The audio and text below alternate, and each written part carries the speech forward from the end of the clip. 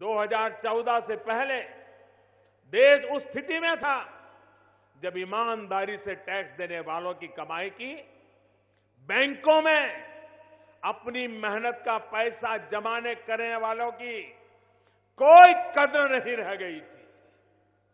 Public money private wealth बन गया था और जिनके पास जनता के पैसे की रक्षा करने की जिम्मेदारी थी वही जनता के पैसे को लुटाने में लगा हुआ था।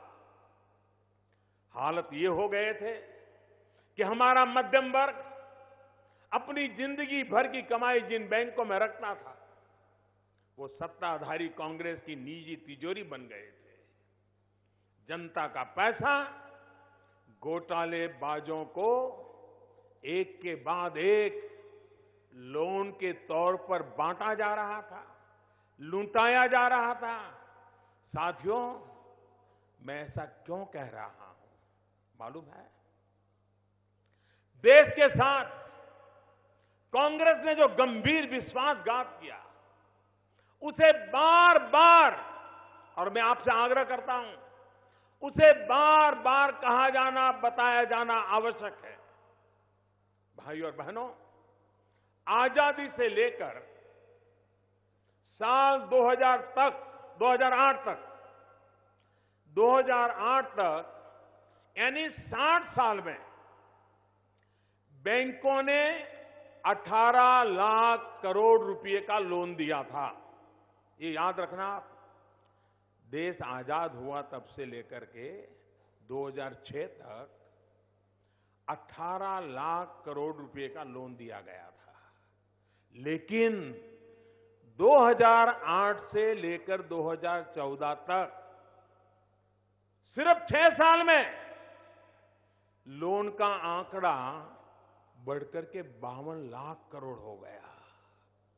यानी 60 साल में 18 लाख करोड़ रुपया और कांग्रेस शासन के आखिरी 6 साल में 34 लाख करोड़ रुपया।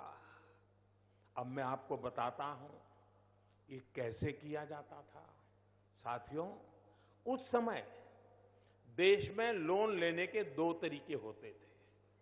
एक तरीका था कॉमन प्रोसेस, जिससे लोन मिलता था, और दूसरा तरीका था जिसे लोन मिलता था उसे कहते थे कांग्रेस प्रोसेस।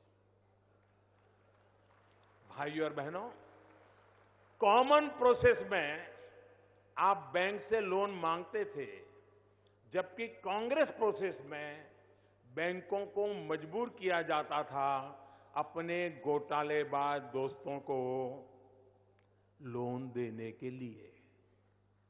कॉमन प्रोसेस में आपको 10 या 20 लाख रुपए का लोन मिलता था, जिससे आप अपना घर बनाते थे, अपने बच्चों के लिए एजुकेशन लोन लेते थे। जबकि कांग्रेस प्रोसेस में सैकड़ों हजारों करोड़ का लोन सिर्फ एक फोन कॉल पर मिल जाया करता था। अगर आप कॉमन प्रोसेस से लोन मांगने बैंक जाते थे तो आपसे बैंक सवाल करता था, गारंटी के लिए आपसे दस्तावेज मांगता था। वहीं जो लोग कांग्रेस प्रोसेस और कांग्रेस की फोन बैंकिंग के जरिए लोन लेना चाहते थे, वो नामदार का एक फोन ही काफी था। इसके बाद कोई सवाल नहीं पूछे जाते थे। इतना ही नहीं, अगर आपने कॉमन प्रोसेस से लोन लिया है तो आपको हर हाल में लोन चुकाना ही पड़ता था। लेकिन अगर आपने कांग्रेस प्रोसेस से लोन लिया है तो आपको एक लोन चुकाने के लिए दूसरा लोन मिलता था और दूसरे को चुकाने के लिए तीसरा लोन मिल जाता था, और अंत में सारा पैसा हजम कर जाने की भी छूट थी। साथियों, इस पूरे तंत्र का नुकसान क्या हुआ पता है? उन बैंकों में जहां हमारे गरीब, नौकरी पेशा, किसान और मध्यम वर्ग के लोगों का पैसा जमा होता है, उन्हें बदहाल, बेहाल और कंगाल होने की स्थिति में पहुंचा दिया गया था।